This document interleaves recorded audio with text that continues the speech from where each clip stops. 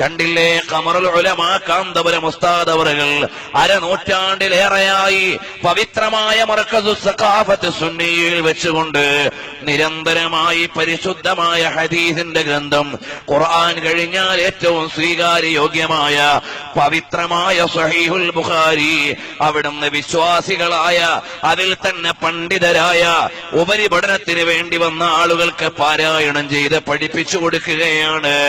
ആ ഉസ്താദ് അവർകൾ മുറുകെ പിടിച്ചത് ഹബീബായ തങ്ങളോടുള്ള സ്നേഹമാണ്, അവിടുത്തെ ചര്യയാണ്.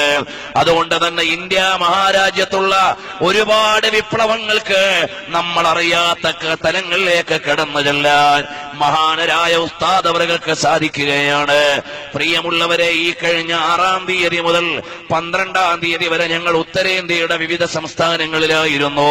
ബീഹാറിലും ജാർഖണ്ഡിലും ഡൽഹിയിലും അങ്ങനെയുള്ള സംസ്ഥാനങ്ങളിലെ വിവിധ പ്രവിശ്യകളിലേക്ക് ഞങ്ങൾ കടന്നു ചെല്ലുമ്പോ വലിയ അഭിമാനം തോന്നിയത് എന്താണ്? ഞങ്ങളെ ബീഹാറിന്റെയും വെസ്റ്റ് ബംഗാളിന്റെയും ബോർഡറായ കട്ടിഹാർ ജില്ലയിലെ ബാർസോയി എന്ന ഗ്രാമത്തിലേക്ക് ചെല്ലുമ്പോൾ ഒരുപാട് പാവങ്ങൾ നിറഞ്ഞു നിൽക്കുന്ന ഒരു നാടാണ്.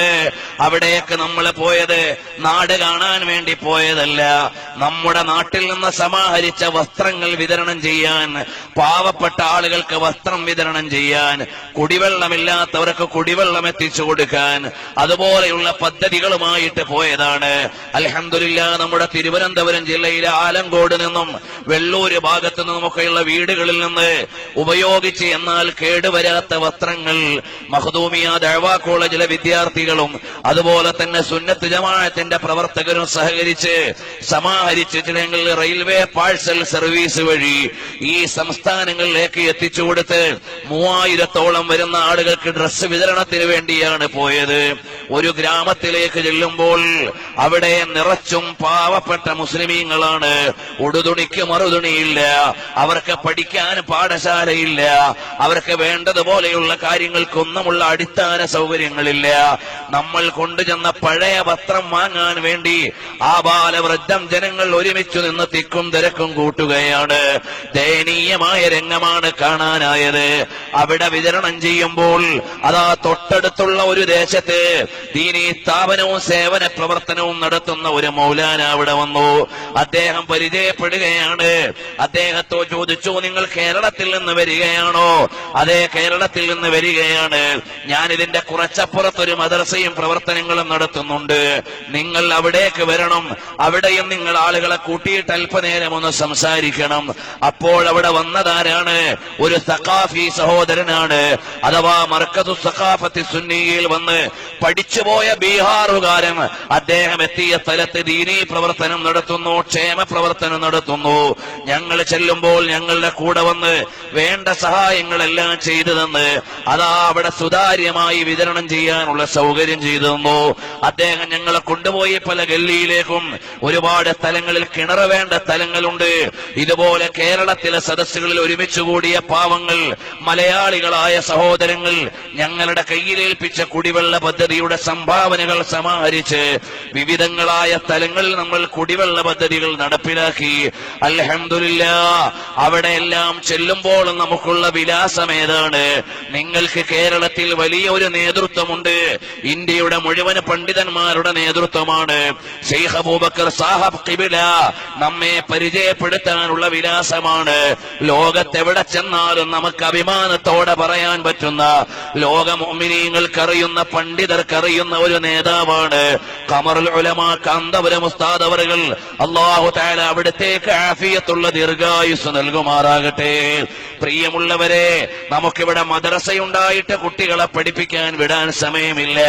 സ്ഥാപനങ്ങൾ ഉണ്ടായിട്ട് മക്കളെ പഠിപ്പിക്കാൻ നമ്മൾ വിടുന്നില്ല. അതേ സമയത്ത് എത്രയോ ഗ്രാമങ്ങളിലാണ് പഠിപ്പിക്കാൻ സൗകര്യമില്ലാത്തതിന്റെ പേരിൽ അവർ വേദന അനുഭവിക്കുകയാണ്. അങ്ങനെ ഞങ്ങൾ 2 ദിവസം ബീഹാറിലെ കട്ടിഹാറിലും പൂർണിയിലും വെസ്റ്റ് ബംഗാളിന്റെ പരിസര പ്രദേശങ്ങളിലുമൊക്കെ ഇത്തരം പ്രവർത്തനങ്ങളെല്ലാം കഴിഞ്ഞ് ഞങ്ങൾ നേരെ പോയത് ബീഹാറിന്റെ തലസ്ഥാനമായ പാറ്റ്നയിൽ നിന്ന് 3.5 മണിക്കൂർ ബൈ റോഡ് യാത്ര ചെയ്ത് ഗയ എന്ന പ്രദേശത്ത് നിന്ന് വീണ്ടും 1.5 മണിക്കൂർ യാത്ര ചെയ്തു പോകുന്ന ഒരു സ്ഥലത്താണ്. അവിടെ ചെല്ലുമ്പോൾ അൽഹംദുലില്ലാ അവിടെയും വിശ്വാസികൾ ഇങ്ങനെ ദാഹത്തോടെ നിൽക്കുകയാണ്. ദീനീ പ്രവർത്തനങ്ങൾക്ക് നേതൃത്വം നൽകാൻ കേരളത്തിൽ നിന്ന് ശൈഖ് അബൂബക്കറിന്റെ ശിഷ്യന്മാര് അവരുടെ പ്രസ്ഥാനത്തിലെ ആളുകൾ വരുന്നു എന്നറിഞ്ഞുകൊണ്ട് കാത്തു നിൽക്കുകയാണ്. വീണ്ടും അവിടെ നിന്ന് ഞങ്ങൾക്ക് രാത്രി എന്ന പരിപാടി ഉണ്ടായിരുന്നത് ജാർഖണ്ഡിലാണ്. ഏകദേശം ഇന്ത്യയുടെ ഒരു അതിർത്തി പ്രദേശമാണ്. അവിടേക്ക് ചെല്ലുമ്പോ അൽഹംദുലില്ലാ അവിടെയും അവിടുത്തെ മൗലാനമാരെ കഴിയും പോലൊക്കെ പ്രവർത്തനങ്ങൾ ചെയ്യുന്നുണ്ടെങ്കിലും മർക്കസ് അറിയാത്തവര് കുറവാണ്, ഉസ്താദിനെ അറിയാത്തവര് കുറവാണ്. പാതിരാത്രി 3 മണി വരെ ഹബീബായ സല്ലല്ലാഹു അലൈഹി വസല്ലം തങ്ങളുടെ മദ്ഹ് ചൊല്ലിയിരിക്കുന്ന നല്ല മുഅ്മിനീങ്ങളാണ്, മുഹിബ്ബീങ്ങളാണ്, സ്വാലിഹീങ്ങളാണ്. പക്ഷേ അവരെ സഹായിക്കാൻ ആളുകളില്ല. അവർക്ക് സാമ്പത്തികമായ ദാരിദ്ര്യത്തിലാണ്, നേതൃപരമായ ദാരിദ്ര്യത്തിലാണ്. നിങ്ങൾ എന്തെങ്കിലുമൊക്കെ കുട്ടികൾക്ക് വസ്ത്രം നൽകിയാൽ ഞങ്ങൾ അത് ഉപയോഗിച്ചോളാം. അൽഹംദുലില്ലാ കേരളത്തിൽ നിന്ന് ഞങ്ങൾ കൊണ്ടുപോയ നിസ്കാര കുപ്പായം അവിടെയുള്ള സഹോദരിമാർക്ക് വിതരണം ചെയ്യുമ്പോൾ അവിടെ വെള്ള നിസ്കാര കുപ്പായം ഉപയോഗിക്കാറില്ല. അവര് കഫൻ പുടവയ്ക്ക് വെള്ള വസ്ത്രം ഉപയോഗിക്കാറുള്ളൂ. പിന്നെ അതിന്റെ പ്രാധാന്യങ്ങളൊക്കെ പറഞ്ഞു കൊടുത്തപ്പോൾ അതവർക്ക് വിതരണം ചെയ്ത് എത്രയോ ആളുകളാണ് വന്ന് അടിസ്ഥാന സൗകര്യങ്ങൾക്ക് വേണ്ടി വന്ന് ചോദിക്കുന്നത്. ജാർഖണ്ഡിൽ നിന്ന് ഞങ്ങൾ നേരെ തിരിച്ചു വീണ്ടും പാറ്റ്നയിൽ വന്ന് വെള്ളിയാഴ്ച രാവിലെ ഞങ്ങൾ അവിടെ നിന്ന് കയറി.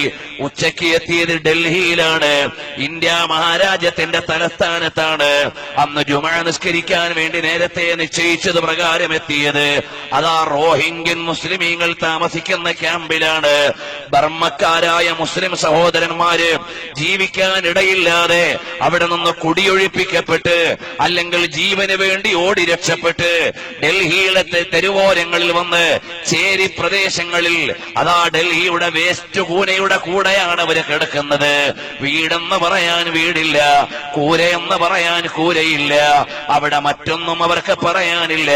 അവിടെ വഴിയോരത്ത് നിന്ന് കിട്ടുന്ന ഫ്ലക്സുകൾ പെറുക്കിയെടുത്ത് കല്ലും കട്ടയും ഒക്കെ അടുക്കി വെച്ച് അതുപോലെ നമ്മൾ ഈ വെച്ചിരിക്കുന്ന ഈ കൊടിമരത്തിന്റെ കാലുകൾ ഇതിനേക്കാൾ ദുർബലമായ കാലുകൾ കൂട്ടിയേച്ചു വെച്ചിട്ട് അതാ ഒരു റൂമെന്ന് പറയാനില്ല.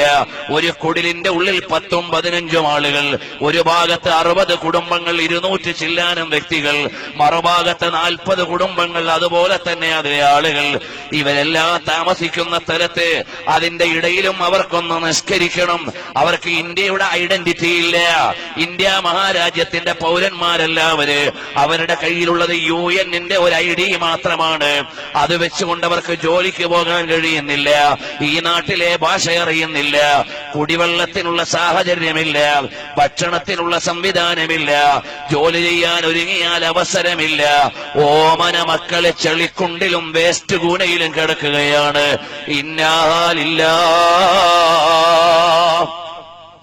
2 ആഴ്ച മുമ്പ് നമ്മുടെ മഖ്ദൂമിയിൽ പഠിച്ച വിദ്യാർത്ഥികൾ അവിടെ വസ്ത്രവിതരണത്തിന് വേണ്ടി പോയപ്പോൾ അവര് പറഞ്ഞു, അല്ലയോ മൗലാന സാഹബ്, ഞങ്ങൾ നിസ്കരിക്കാൻ ഒരിടം ഇവിടെ ഒന്ന് തട്ടിക്കൂട്ടാൻ കുറച്ച് സംഖ്യ തന്നെങ്കിൽ ഒരു ഉപകാരമായിരുന്നു. ഒരു പള്ളി പണിയാനല്ല അതിനുള്ള സൗകര്യം അവിടെയില്ല. കുറച്ച് ഫൈബർ ഷീറ്റ് കിട്ടിയെങ്കിൽ ഈ ഷെഡൊന്ന് മറക്കാമായിരുന്നു. കുറച്ച് സിമന്റും കല്ലും കിട്ടിയെങ്കിൽ ഈ തറയൊന്ന് റെഡിയാക്കാമായിരുന്നു.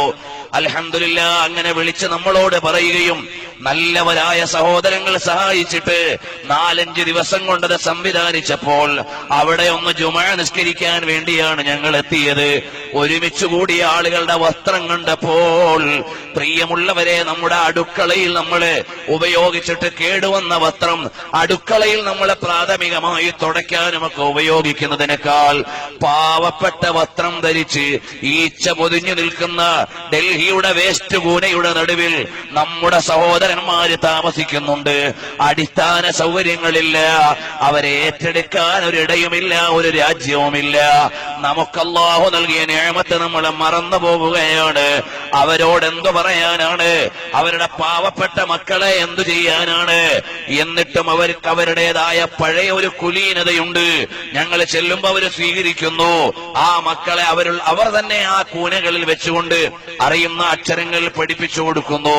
ഇങ്ങനെ ലോക ലോകത്തിന്റെ നാനാദിക്കിലും ദാരിദ്ര്യം അനുഭവിക്കുന്ന സ്ഥലങ്ങളിലേക്ക് ചെല്ലുമ്പോ അൽഹംദുലില്ലാഹ് ആ ക്യാമ്പുകളിൽ താമസിക്കുന്നവർക്ക് ഒരു ക്യാമ്പിലെ ഒരു പെൺകുട്ടിയെ മറ്റൊരു ക്യാമ്പിലെ ഒരു ആൺകുട്ടിയുമായി വിവാഹം ചെയ്തു കൊടുക്കാനുള്ള സാഹചര്യം ഒരുക്കിയത് മർക്കസു സഖാഫത്ത് സുന്നിയുടെ ഡൽഹിയിലെ ഓഫീസിൽ നിന്നാണ്. ഇന്നലെ വെള്ളിയാഴ്ച ചെല്ലുമ്പോൾ ആ വിവാഹത്തിന്റെ ചടങ്ങിന് മാംസം വാങ്ങാൻ അവരുടെ കയ്യിലൊന്നുമില്ല. ഉടനെ ഒരു സഹോദരൻ വിളിച്ചു പറഞ്ഞു, എന്റെ പേരിൽ നിങ്ങളൊരു മാംസം വാങ്ങാൻ അവർക്ക് സൗകര്യം ചെയ്തു കൊടുത്തുകൊള്ളാൻ. അൽഹംദുലില്ലാഹ് അത് വാങ്ങിയിട്ടാണ് അവർ വിവാഹത്തിന് വേണ്ടി, വിവാഹം ഒന്നും പറയാനുള്ള അലങ്കാരങ്ങളും ഒരുക്കങ്ങളും ഒന്നുമില്ല. ഇതുപോലെ ദൈന്യതയുടെ കുഴിയിൽ കിടക്കുന്ന സ്ഥലങ്ങളിലെല്ലാം കടന്നു ചെല്ലാൻ ഞങ്ങളാകുന്ന SSFന്റെ പ്രവർത്തകരെയും മർക്കസിന്റെ സന്താനങ്ങളാകുന്ന സഖാഫികളെയും അതുപോലെ തന്നെ കേരളത്തിൽ നിന്ന് പഠിച്ചിറങ്ങുന്ന അഹ്സനിമാര്, സഖാഫിമാര്, സഅദിമാര്, ജൗഹരിമാര്, ഇവരെല്ലാം ഇറക്കി വിടാനുള്ള വലിയ ശക്തി സ്രോതസ് ഏതാണ്? ഇവിടെ വന്ന് നമുക്ക് മതിയാവോളം ഉപദേശം നൽകിയ ആദരണീയരായ ഖമറുൽ ഉലമാ ഉസ്താദ് അവറുകളാണ്. അല്ലാഹുവേ അവിടുത്തേക്ക് ആഫിയത്തുള്ള ദീർഘായുസ് നൽകണേ അല്ലാഹ്. നമ്മുടെ വീട്ടിലുള്ള 2 മക്കളെപ്പോലും പോറ്റാൻ 2 അറ്റം എത്തിക്കാൻ കഴിയാത്ത ആളുകൾ ചിലപ്പോൾ പണ്ഡിതന്മാരുടെ മഹത്വം അറിയുന്നില്ല, ആലിമീങ്ങളുടെ സ്ഥാനം അറിയുന്നില്ല, പണ്ഡിതന്മാരുടെ ദറജ അറിയുന്നില്ല. കണ്ടില്ലേ ഹബീബായ സയ്യിദുനാ മുഹമ്മദുർ റസൂലുള്ളാഹ് സ്വല്ലല്ലാഹു അലൈഹി വസല്ലം തങ്ങൾ ഒരു സ്ഥലത്ത് വന്നവിടും ഇസ്ലാമിക പ്രവർത്തനത്തിന്റെ ദഅവത്തിന് വേണ്ടി ഒരു സ്ഥലത്ത് ഇങ്ങനെ സ്വഹാബത്തിന്റെ കൂടെ ഇറങ്ങിയതാണ്. ഇറങ്ങിയപ്പോൾ അതാ നിസ്കരിക്കാനുള്ള സമയമായി. സ്വഹാബത്തിൽ നിന്ന് ഒരാള് വാങ്ക് കൊടുക്കുകയാണ്. അപ്പോഴാണ് കുറച്ചപ്പുറത്ത് നിന്ന് വേറൊരാള് ഈ വാങ്കിനെ കളിയാക്കിയിട്ട് വാങ്ക് കൊടുക്കുകയാണ്. ഹബീബായ സല്ലല്ലാഹു അലൈഹി വസല്ലം തങ്ങൾ വാങ്ക് കഴിഞ്ഞപ്പോൾ അയാളെ ഇങ്ങ് വിളിക്കുകയാണ്. ആ സംഘത്തോട് ചോദിച്ചു, ആരാണ് നിങ്ങളുടെ കൂട്ടത്തിൽ നിന്ന് വാങ്ക് കൊടുത്തത്? ഉടനെ പറഞ്ഞു, അബൂ മഹദൂറ എന്ന് പറയുന്ന ആളെ കുറിച്ച് പറഞ്ഞിട്ട് പറഞ്ഞു, ഇയാളാണ് തങ്ങളെ വാങ്ക് കൊടുത്തത്. അവിടുത്തെ വാങ്ക് കളിയാക്കിയിട്ട് ഇവിടെ വാങ്ക് കൊടുത്തതാണ്. നിങ്ങൾ അവിടെ നിന്ന് നിസ്കരിക്കാൻ വാങ്ക് കൊടുത്തപ്പോൾ ഇദ്ദേഹം ഇവിടെ അതിന് പാരലനായിട്ട് വാങ്ക് കൊടുത്തതാണ്. ഉടനെ നബി സല്ലല്ലാഹു അലൈഹി വസല്ലം തങ്ങൾ അവരോട് പെരുമാറിയ രീതി അറിയുമോ? ആരാണ് സാഹിബു തർഫിൽ കഹീൽ വൽ ഖദ്ദിൽ ലസീൽ വസംസം വസൽസബീൽ ഖാഹിരിൽ മുനാദ്ദീൻ മുബീദിൽ കാഫിരീൻ സയ്യിദുനാ മുഹമ്മദുർ റസൂലുള്ളാഹ് സ്വല്ലല്ലാഹു അലൈഹി വസല്ലം തങ്ങൾ അദ്ദേഹത്തെ അടുത്തേക്ക് വിളിക്കുകയാണ്. വിളിച്ചിട്ട് ചോദിച്ചു, യാ അബാ മഹദൂറ, അല്ലയോ അബൂ മഹദൂറ, നിങ്ങളാണോ